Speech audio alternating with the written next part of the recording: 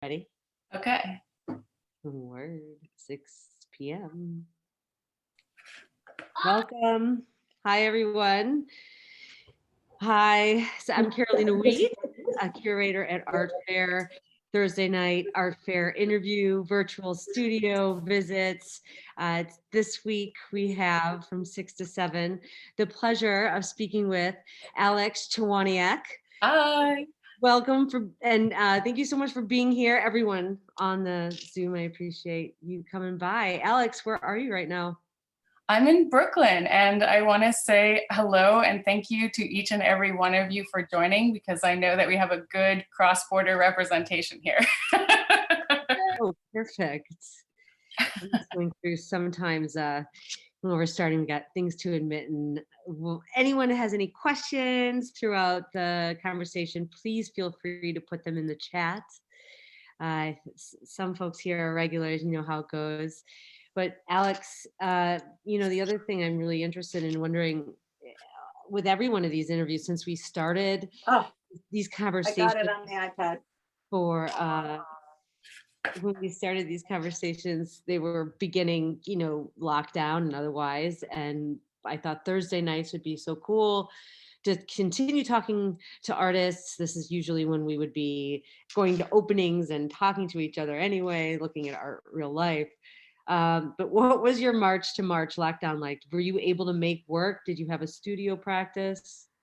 Well, I think that it's a really particular marker to go from March to March, because I was thinking about how around this time, actually, I guess it was June, I gave a talk which was really my first feeling after first lockdown of reconnecting with everybody, because I kept my studio in Brooklyn, but during the first lockdown in those early months, I wasn't able to go. So, and then it was interesting because that talk was with Precog, and the very next day I was attempting my border crossing to Canada. So for the next 4 months after that, Canada and basically outside became my studio.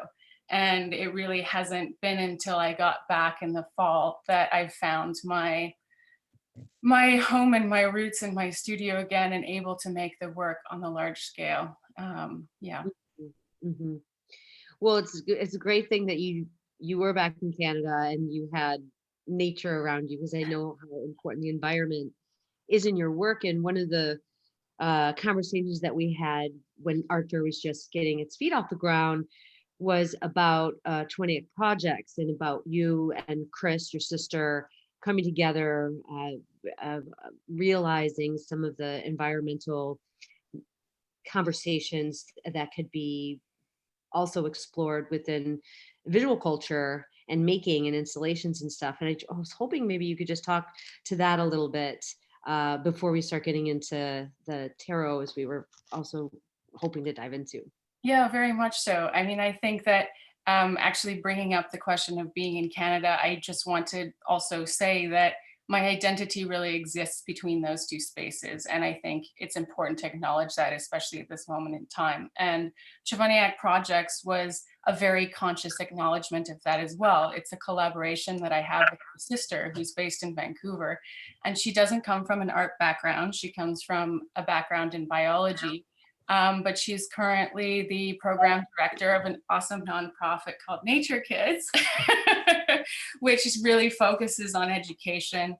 And I want to say that the genesis of that collaboration was that while we are coming from two very different worlds, we both had that same identification with the landscape, and with that sense of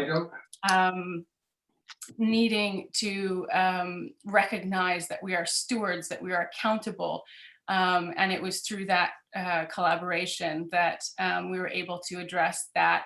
We talk about visualizing climate action through art. And our incarnations of that are also expanded media that I couldn't, that has to be necessarily collaborative. So performance, installation, new media projections, that sort of thing. And it's been exciting to develop with Chris over time. Mm-hmm. Mm-hmm. I mean, and all that well said. And the meat of the intention is to, have your viewer, have your person that's coming in experience kind of a safe space to be with art in a controlled environment, but also be within environments and environmental influential information in art. So I value that so much, and I know that space is important also in your work, because as you know, some of the things that I've seen recurring in so much of your practice, drawing and painting and otherwise, singularly, is ritual. Very much. And we've loved to talk about ritual over the years, but the fact is, you come in with, this healing tarot deck. And that was one of the things I was really excited to talk to you about. And we had kind of, pre-gamed a little bit about how important this is right now. And so I'm ready for you to kind of just like take it from here. Talk. I may interject with some questions, but I'm really excited to hear more about the meanings behind a lot of the motions. I think it's important to say that in the larger context of my work and of Chowaniec Projects, the tarot fits in the sense of I go from the concept of healing of the landscape to healing of the body and the kind of movement between those two things. And I think of my work as kind of like a mycelium network that is underground and it's deep and it's very interconnected. And then when it, raises to the ground in the form of these little fungi, they take different forms. They can be short films, installations, text-based pieces, drawings and paintings, but they're all speaking to that same concept of how we see our body in the landscape and the healing and the accountability that can come from that. So the Healing Tarot, again, overarching themes in my work, this sense of micro and macro. The Healing Tarot came to me in 2019, really in December. It had been kind of living inside of me for 5 years since my father passed away. And it's a very personal project for me. It's very much more specific about the experience of going through cancer treatment with a loved one, the loss of a loved one to cancer, in a way that my work in the past definitely touched on, but much less of a personal and specific incarnation. And I want to say that tarot itself, the reason why I chose the term tarot, and I'm saying a tarot as opposed to the tarot, because the tarot is a kind of window into a mystery, and it's very sacred and complex. And my reference to it is a way to understand how to read the cards themselves with that kind of sense of a doorway and sharing, less so than with reference to the specific history and sacred history of tarot itself. So there are 13 cards, and I kind of think of the 13, you might ask why, compared to 78 or some other number. It was a really, really clear kind of moment when I sat down in December of 2019 to write an email to a friend who was going through, her mother was diagnosed with cancer, and I wanted to be able to share some parallel experiences. And in the process of that, I didn't actually ever end up sending it because I knew it wasn't the right time. It created a really clear and immediate framework for my experience. And so the text aspect of it came first. And the 13 cards, it stopped like very quickly. And I sort of think it's funny because my dad died on Friday the 13th and he had a sense of humor. And I think he would have thought that was funny. So. Aww. Well, I mean, 13 is so, often superstitious, as we've, searched the history books from architecture and the 13th floor and medieval times and otherwise, even the tarot. I think death is 13, the death card and the major arcana.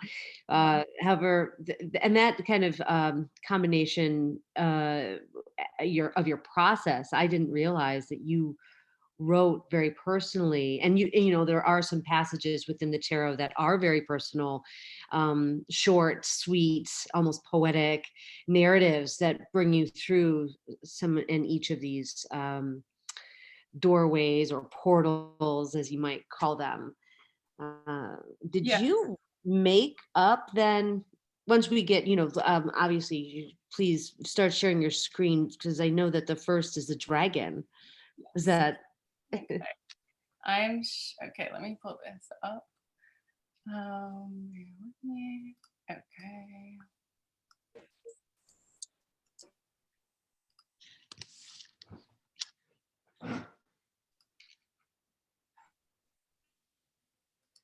Okay, so I guess the other thing I just wanted to talk about is that the reason why they are in this form as well is that when you're going through, I think, the experience of caring for somebody, and you really don't have the bandwidth to read like a tome. So there's an intentionally kind of short aspect to the text in terms of the description of each card that accompanies it. And it's really very much about asking questions and opening up those questions, because I found that in my experience, oftentimes the people who are closest to you didn't necessarily have the words. And it was often people who had shared the experience who were able to ask, how are you? And start to begin to unlock that conversation. So this is the cover of the Healing Tarot book, and I'll show you a series later that began in 2012 that the drawings really refer to, so you can kind of see that pulled through the aesthetic of the work.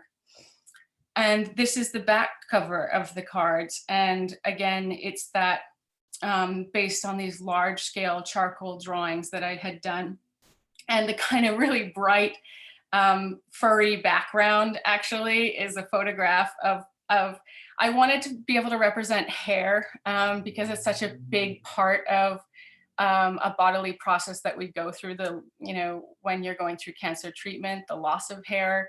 And so I actually found a bunch of weird multicolored trolls and took pictures of them and their fuzzy hair, because I felt like that was like a something that was humorous and deeply shared in terms of colors, textures, feels, ages, everything. And so that's that. So is there Photoshop in the background of the charcoal drawings, the fuzzy curl hair? I definitely think, like, again, there's an aspect of humor in all of that. The charcoal translated really well digitally. I mean, did you just you monotoned it with the blue and then printed it, and then there's Photoshop certainly with the trolls kind of underlaying it all, but it's just like it's a digital painting with your charcoal drawing, which the actual charcoal drawing I know we're going to be able to see in the series forthcoming. However, can you remind me how large these are?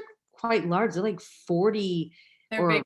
Yeah, they're 50 inches, and some of them are up to 80 inches wide. So they're really on the scale of the body. And they really show your careful hand and, technical skill when it comes to this kind of photomechanical, almost, I mean, it's so scientific illustration almost with the hair. I think of it as something that slips between the abstract and the representational, the idea that, like, you begin to see it in relation to your own body, but then it slips in terms of identifying what it actually is. Is it hair? Is it fungus? Is it an organ? And that, again, is really a defining feature of all my work. And I also want to credit Jacqueline Cantu, who helped me with the book design and the card design. She's really that's a great strength of hers. And she, okay. So now I'm just going to get straight to it. I'm going to take us through the 13 cards as briefly as possible. And I say briefly because, like the tarot, a single card can, one can devote a lifetime to unpacking it. But so, and again, these are all based on larger scale pastel drawings that I did in the spring of 2020. So when I left my studio and was working from home, this is what I was working on. So the dragon is that this is the first card, and it's really that moment, the first time that you hear the diagnosis. It's either you hear it, you speak it out loud, you read it, and it's this really kind of deafening, breathless moment in which something that prior to that moment that remained somehow mythical becomes very real, and it's terrifying. And I feel that even if it's not the first time, it's a feeling that can come back to you with the same amount of potency. And this is the tunnel, which from that moment onwards, I think that most people don't realize that every single thought and feeling, you continue to do what you need to do on the day-to-day, but every single thought and feeling is underpinned by the experience that you're going through. And it's very dark and very lonely. And this card for me is really, I ask who's around you? How can you start building that kind of network of support? And then there's the search, which is that kind of phenomenal devotion of energy to finding treatments, to finding solutions, to putting your team together of medical professionals, of finding the resources. And in this card, I ask the question, who can you ask for help? Who can you rally around you? And it's the beginning of a long and exhausting process, but something that is just filled with energy. The toast is this kind of moment that's a shift where one is never really living with cancer, but I say coexisting with cancer, in the sense that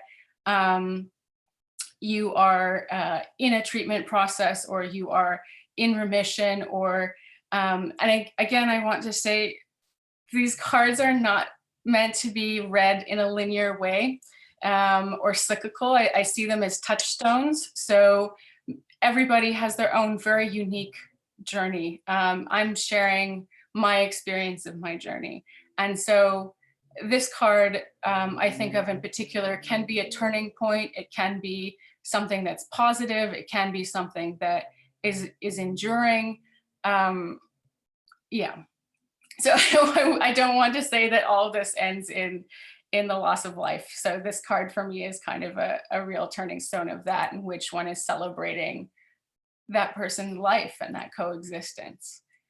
Yeah, and I think it's a good point to bring up too, Alex, is although this is such a personal journey for you in experiencing your father's cancer and his transition from cancer, these cards also, as someone has lost someone very dear to cancer, as well as someone has lost someone dear not from cancer, there's loss in our lives as humans. I found it to be helpful even, beyond a terminal illness, in other ways that folks can somehow verbalize grief. As you kind of mentioned too in your preface, that it is about grief, and it's about your personal grief, but it also shares that which is often unsaid about that personal journey through grief, no matter how. Yeah, I talk in the introduction of the text that I very much hope that this becomes a tool for healing in all forms of trauma. And it's really one of the reasons why I wanted to focus on this project tonight.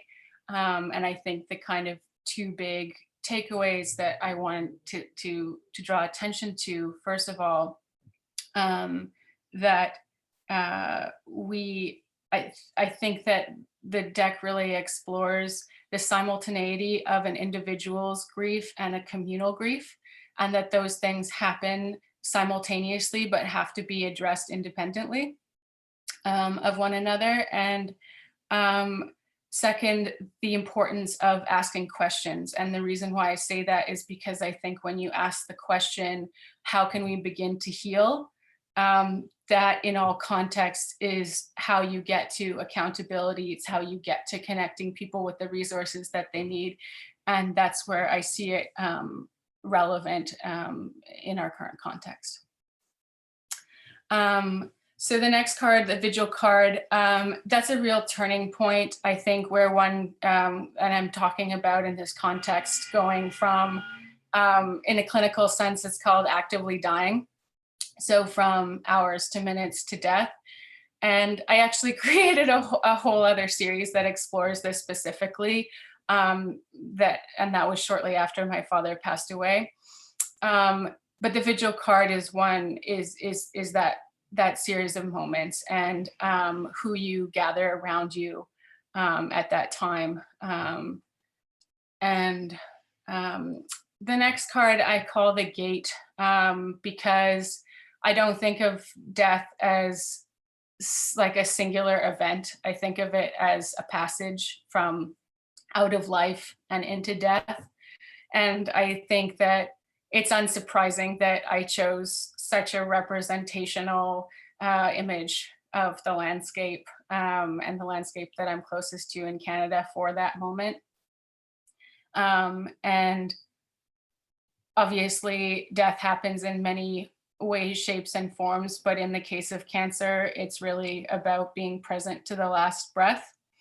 And so that is what this experience, this card touches on. The intruder is quite simply the first moment that another person enters that moment after somebody has passed away, and it's no longer just a personal moment. It becomes exploded into a communal and a sphere of the other. And the flowers is something that I think is important, especially during the pandemic, because I know that so many people were unable to have the wakes and funerals and gatherings that one normally hopes to have in the context of mourning publicly. In my book, I do touch on that and encourage people to reach out for help to plan things differently, to do things virtually or distanced.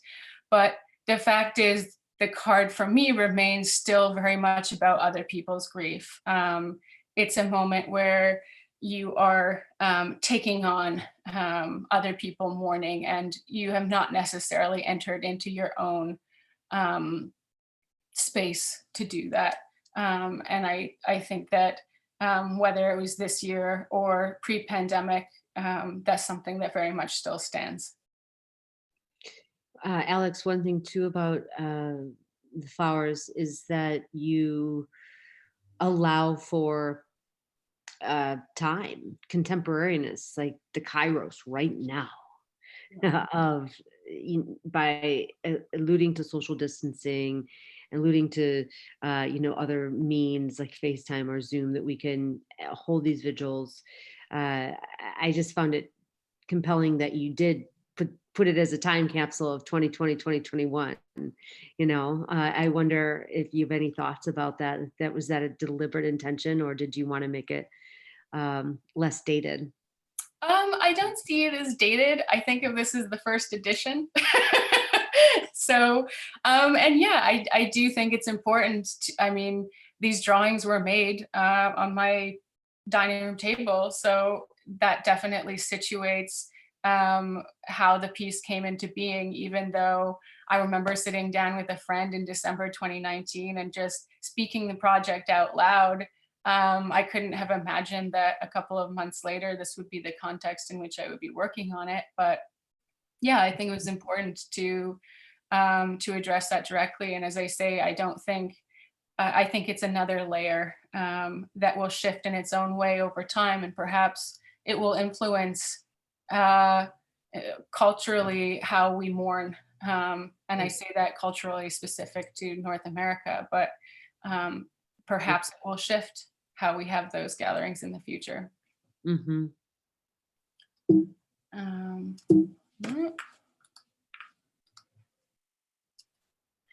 So the light is really that moment when one returns to one's own personal space and you're kind of exhausted and you crawl into it, but simultaneously there's that moment where you begin to see the light at the end of the tunnel, and it's deeply personal. And I think that's why the imagery is almost in an abstract realm, but I sort of imagined what it would be like to be looking through that same forest on a really bright day, and how it's both obscured but illuminated.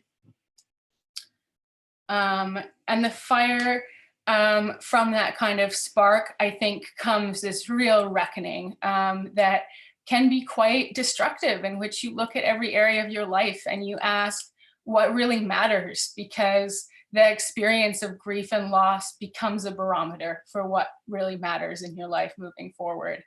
And there's a kind of that burning up and that reckoning, and the imagery in this card is really clear and direct in that way.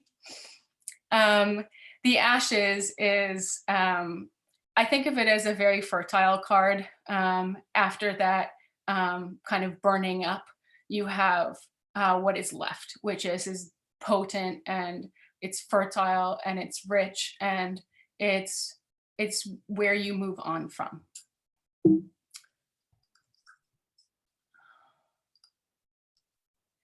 The meadow is a kind of what one does with it. It's really like the rest of your life.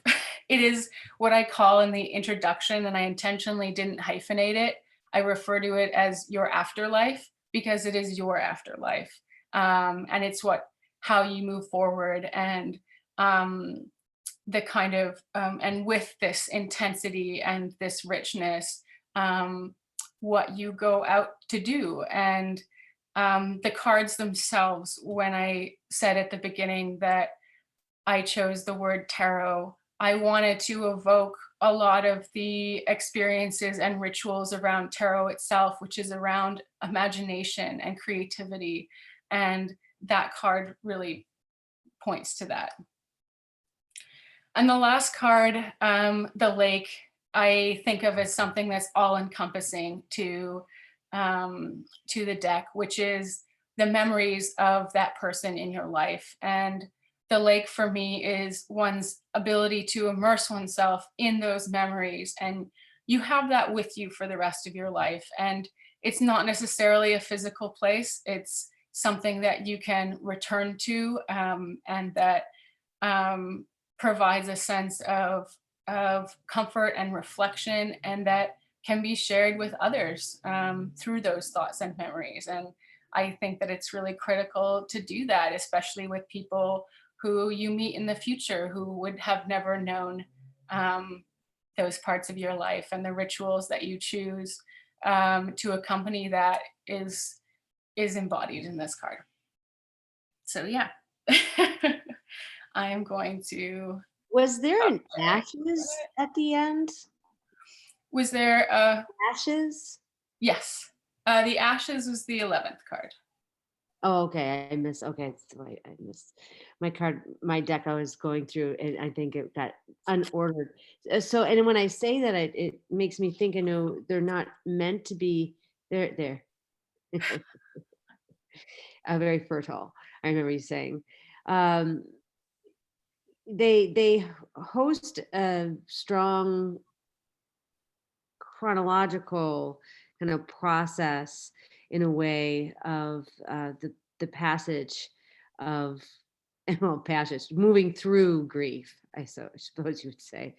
And what are your intentions when folks play? Because lots of times, you loosely using the word tarot as this ritual, do you hope folks will hold them and pull one card and take in its wisdom, or are you thinking of it more being like a Celtic cross spread, or kind of, I don't want to get in the nitty gritty of throwing tarot per se, but how do you expect folks to, besides reading from start to finish, play with the cards?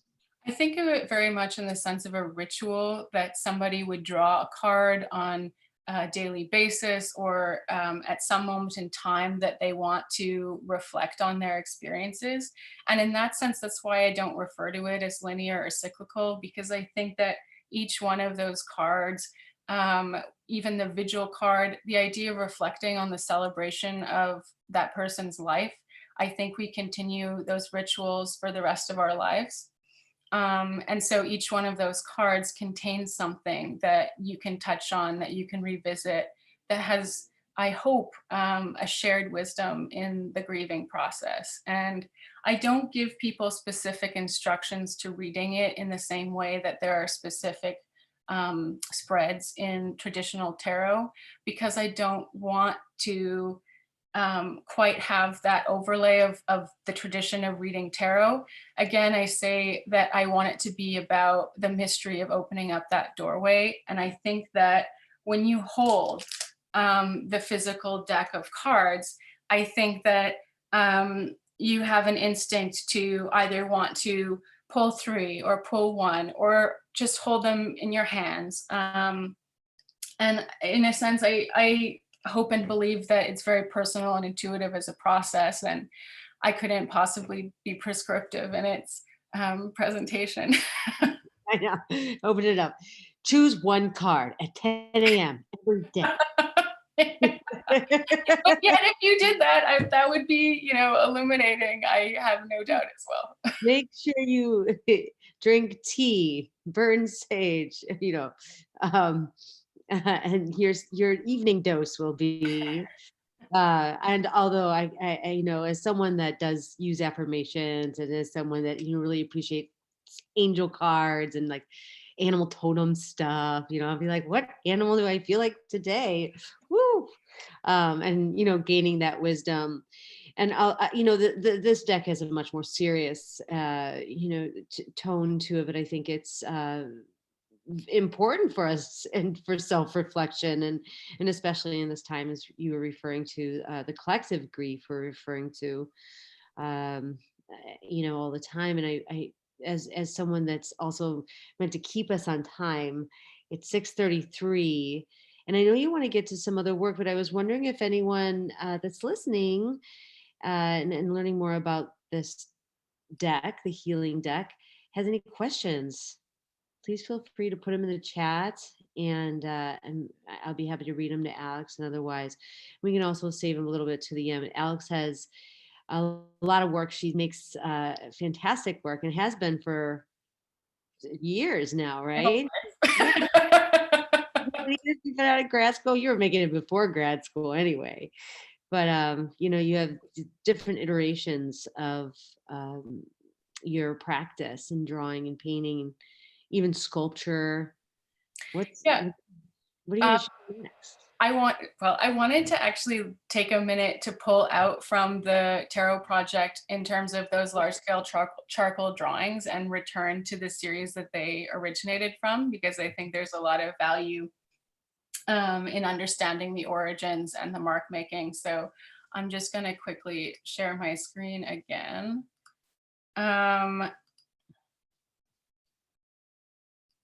So here we go. So this is going in the way back when machine to do to about 10 years ago to my grad school. And very, very briefly, I came from large scale figurative painting background, and yet was always addressing the issue of the body in the landscape. And so I just wanted to quickly flash this up on the screen, because where I went from here, here's a studio shot. This is actually my current studio. That is about a 20-minute walk from here. And basically, in 2013, I went from making these large scale paintings to saying, okay, I want to talk about healing. I want to talk about the landscape. I'm going to pair it way back to how I consider myself at my core as a draftswoman, as somebody who's in love with drawing, because I feel like it's a real extension of my body in space. So the piece that we're seeing on the left is part of the Growth series, and there were 17 large-scale pieces. And as you could see in the tarot cards, some of those images found their way into them.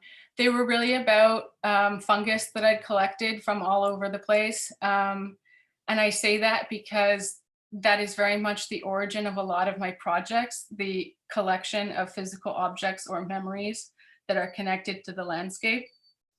And the way that they're executed with the Growth series, actually, and this was very indirect, was after my father was diagnosed. So again, I wasn't dealing with it at the time, but Growth, I think, really touched on the growth of a tumor, or positive growth, or growth in terms of decay. And the way that the pieces themselves are made really reflect that. So I spent as much time putting the charcoal down on the canvas as I did pulling it back by erasing it and removing it. And I think that kind of act of thinking as making is a really, it's a crystallization of my experience that's carried through all of the incarnations of my work. So here are some of the Growth drawings. And then I took the original collection, and in order to preserve that archive, I cast them and then painted them, and they became these, what I called Growth extensions. And they were almost building blocks, paring them down. And this was at the time when I started working in 3D print. And so I thought of these almost as like pixels as well. And there's the back of the tarot card that is current. So taking that forward to the idea of working in these different media, I want to go immediately on from that time period when I entered into the world of 3D print. And let me just pull this up. And this was very much about, so in looking at those drawings, which were on the scale of the body and talking about identity in the landscape, I inherently needed to address Canadian identity. And in the kind of plan of collecting from the landscape, I found some bark from a fallen tree in the Rideau Lakes. And it became very much an emblem of how Canadian identity is often misconstrued in terms of how we manage our natural resources rather than our connection to the landscape itself. And I wanted to speak to how we can use our intellectual property, our creativity, our innovation to represent our identity and to be accountable to our landscape. And that's where 3D print came in, to think about how technology as a tool could address that. And so this is actually at the time in 2014 and 2015, this was a large scale piece for that time. It's extruded plastic that's almost 30 inches long, and it's laboriously covered in charcoal and graphite. And I saw it really almost as this like crest and this burnt body, and a reference to the tar sands and to the trees and to the landscape, but also to the human body. And then again, this piece became also, again, out of the 3D print, came the idea of thinking about how somebody was going to interact with it. And I've always been fascinated with the idea of, as you mentioned at the beginning of talk, the ritual, the sanctuary, the one-on-one. And this in 2017 was an exhibition of the work that I created in a room, one-on-one, as one is with the tarot cards. And my studio had given me a space that I could use for a month. And I invited people to come by, either who were in the building or by appointment. And the idea was, when you entered the room, you closed the door behind you, it was just you and the work. And until you opened the door and left, you were in control of that situation. And this emblem became almost a secular chapel to consider your relationship. And I put an analog light behind it, so it didn't have a digital quality to it. It was like a bunch of glow sticks that took me hours to break up. But but the result was that the quality of light almost inverted the space. It became a cave of light. And that was the first time that one-on-one relationship. I've always loved the idea of a one picture gallery as a curatorial strategy, however impractical it is. That was the first incarnation of it. And this is the floor directly below. I created this concrete bowl that I filled with water, again, speaking to that ritual.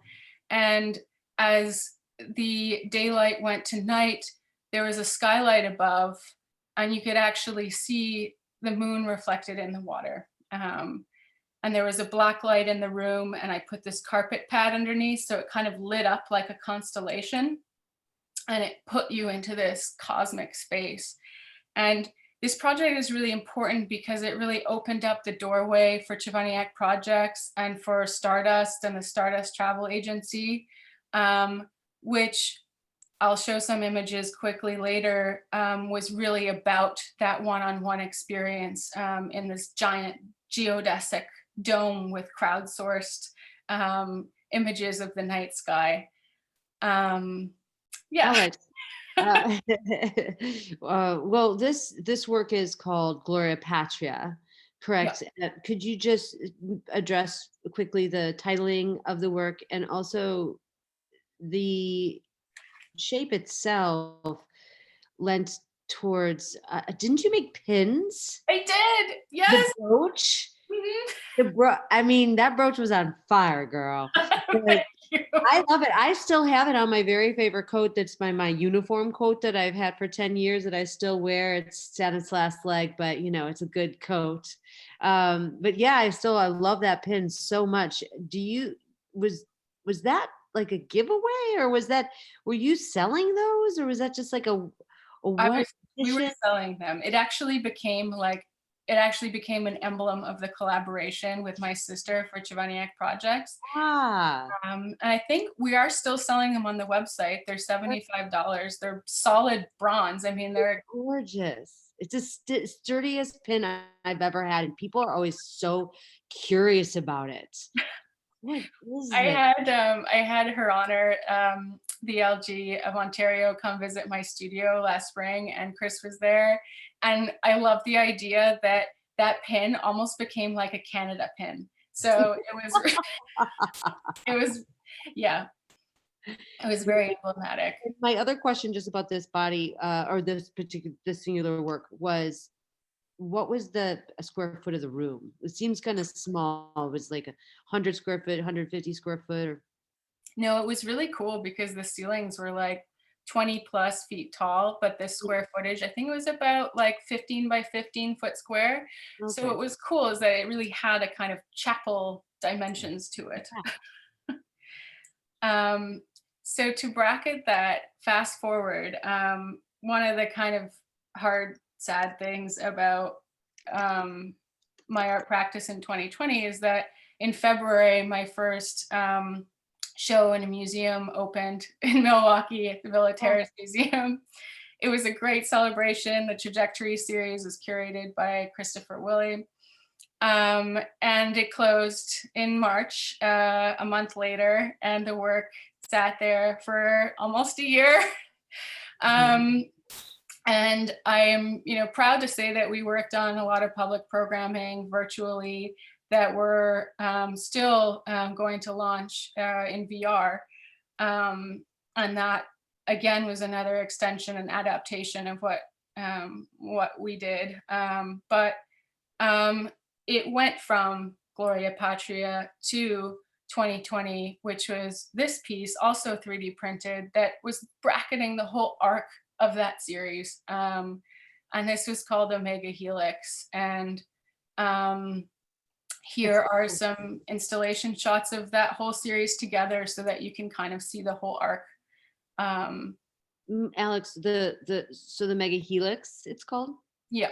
These works are 3D printed, and then is it gold plate, like gold dust? How, could you please describe a little bit more the treatment, because the inside also looks like authentic cobalt.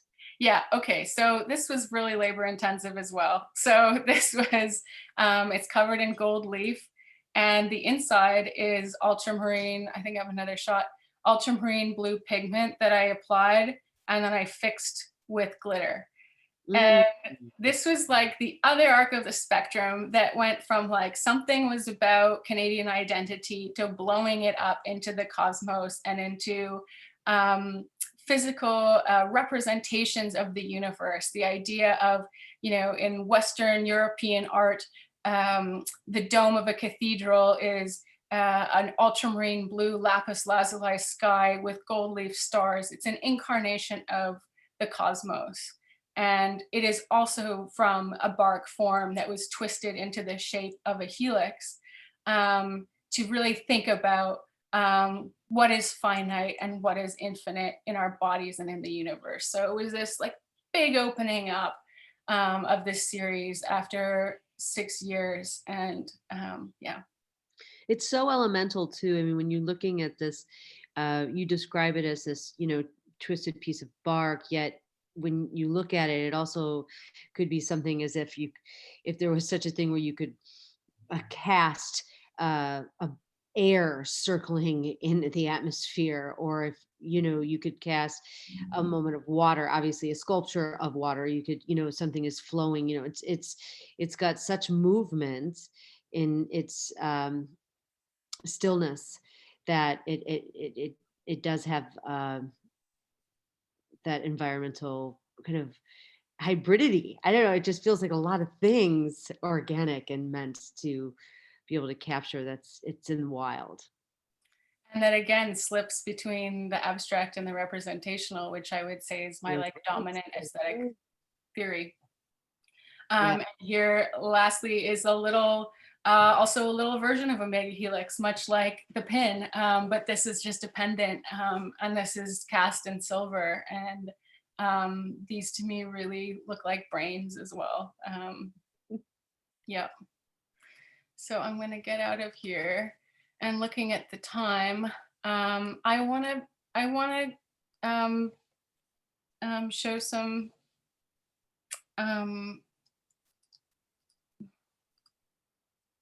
I want to show some stardust, actually. Please. So, Chris on the line. Yeah, she's here. I'm really excited. I'm actually going to start by playing a short video that was originally meant as a proposal for the project so that people can see. And this was done by an artist friend, Jason Trinidad, who I'd given him like a description of the storyboard and visualizations, and he created this for us, and really, really into it. So how can I get to full screen? There we go.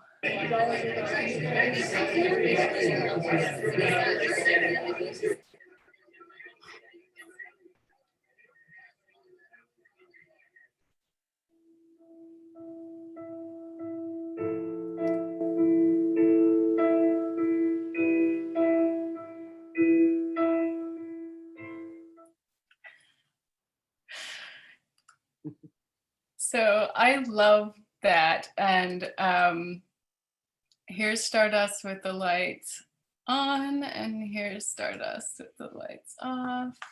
I'm just going to put them side by side.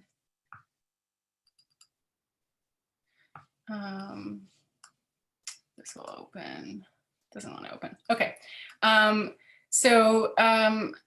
This was Chowaniec Projects' like first big collaborative installation, and we actually did it in Ottawa. It was hosted at Wall Space Train Yards, and this was a real incarnation of that idea of setting up a one-to-one relationship. As you saw in the animation, the person takes their shoes off before entering, and what is on the inside in the context of this particular incarnation, because we did it again in 2018 in Times Square in the old Condé Nast building through Chashama.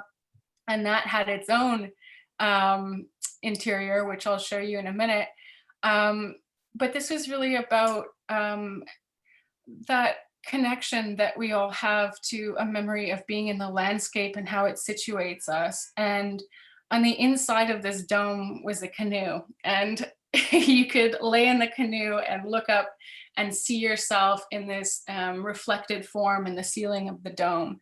And I've often had to explain a lot of times why putting a canoe in it wasn't funny, but profoundly meaningful. Because, you know, even our environment minister said that she wanted to teach every kid to canoe. It's a profoundly Canadian experience. And it's something that we wanted to evoke with this piece. And then I'm gonna show, so the inside of the piece, I'm gonna make this full screen.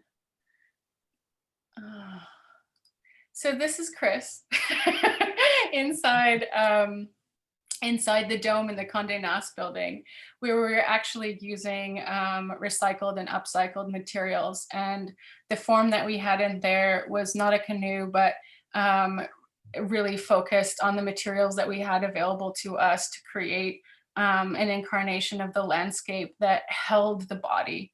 And we also used the crowdsourced projections of the sky that were based on the geolocation. And this project means a lot to me as our kind of first incarnation together. And from there, we went on to do the Stardust Travel Agency, where we took this concept of what it meant to create sanctuary, you know, in the dome out into the world. And Chris and I spent an enormous amount of time gathering resources that was focused on the 5 boroughs in New York to say, how can we connect people to free, accessible resources to experience of sanctuary in nature? And it was a database that was constantly being updated. And I performed Stardust Travel Agency through Bomb Pop-Up at the National Academy of Design. And it was a wonderful experience to be able to say, how can we bring sanctuary to a place where close to where you work, close to where you go to school, close to where you live, that's practical and free and gives you that moment, however brief, of healing, and also as a way of addressing climate emergency in very practical terms. I'm gonna stop sharing my screen. There we go. Okay, there. I'm back. Could you see me the whole time or just the screen? Yeah, I mean, depends on what, you know, mode what view you had it on. Well, that's just, it's, your practice is got great depth into it, you know, not only through research, but also through activism. And one of the things that I really noted through the tarot work in particular were the drawings that were meant to serve those gateways and or portals.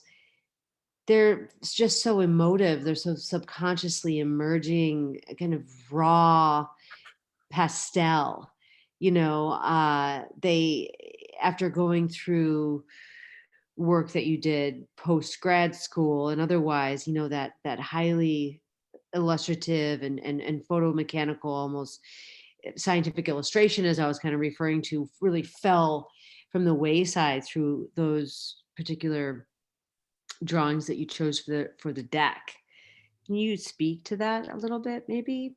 Yeah, I don't think of it as falling to the wayside so much as taking different incarnations of the same concept and the same thought. I mean, I really don't see a difference between the large scale figurative paintings that I did in the past, the large scale charcoal drawings, the 3D prints. I really see what they share in common, not just conceptually, which I've explored throughout the talk, but aesthetically, really being about the crystallization of experience. And what I mean by that is the capturing of a gesture.